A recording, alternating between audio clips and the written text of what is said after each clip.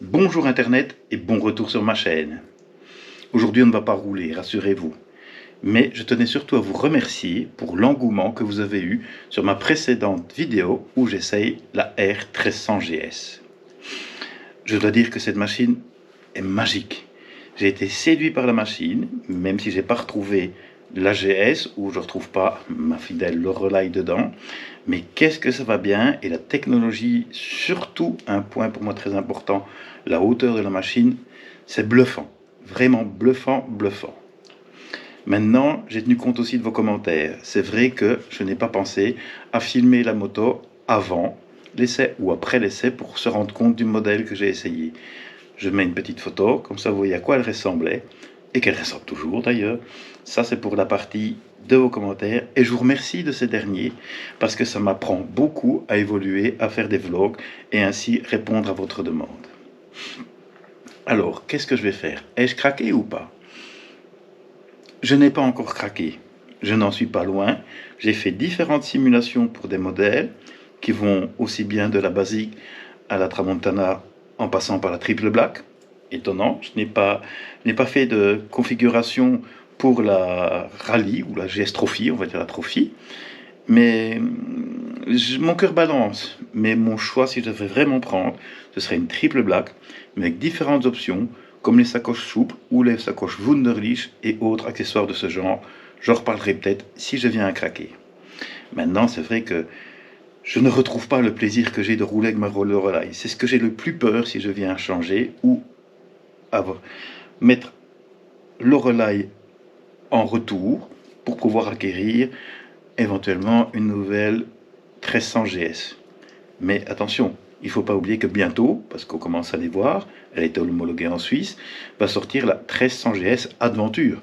Peut-être que là, ça va peut-être faire balancer mon cœur d'un côté ou de l'autre. Mais quoi qu'il en soit, pour le moment, je vais rester fidèle à ma Lorelei, à ma R1200 GS Adventure, qui est vraiment la moto qui me correspond. Vous allez peut-être être déçu, peut-être être content. Est-ce que c'est un choix économique, un choix raisonnable ou non? C'est vraiment un choix de cœur, parce que c'est vraiment cette moto-là qui me correspond. D'ailleurs, je présente toutes mes vidéos ici quand je suis dans mon garage, que j'appelle mon studio d'enregistrement, humblement, bref. C'est vraiment la machine qui me correspond. J'ai un lien avec cette machine-là que je n'arrive pas à comprendre. J'ai déjà reconnu ça avec ma RT de 2007, voilà, la 1200 RT de 2007, une bleue Biarritz. Cette machine-là, j'en étais fou.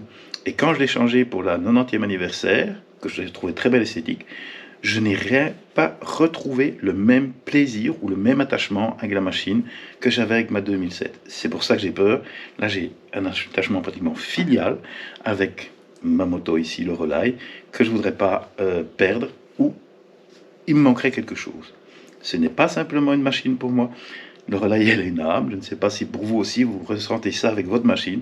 Mais franchement, elle est vraiment, vraiment, vraiment presque un membre de ma famille, tellement ça va loin. Bien. Un autre point aussi que j'avais dit que je reviendrais, c'était que maintenant, j'ai essayé les fameuses batteries Enduro, j'en ai parlé dans une vidéo précédemment, dans la GoPro. Et franchement, ça va très très bien.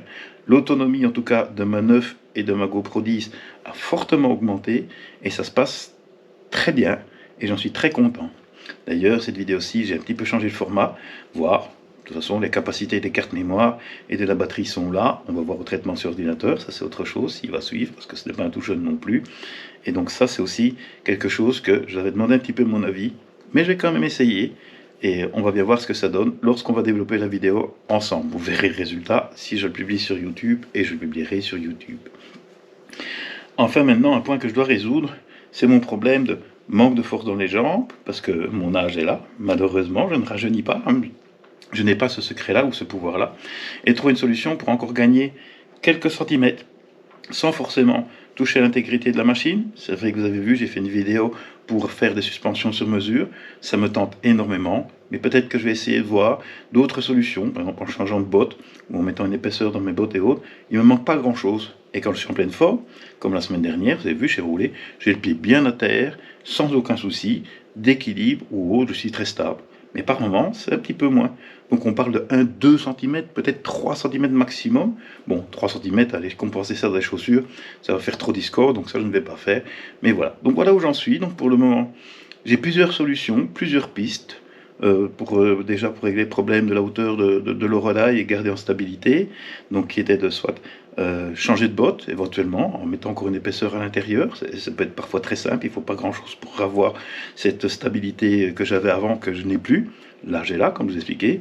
Deux, la possibilité de faire changer la hauteur de suspension de la machine, de faire une suspension sur mesure. Et peut-être que la troisième possibilité, ce sera de passer à la 1300 GS ou la 1300 GS Adventure. À voir. Allez, à bientôt et surtout, ride safe. Bye.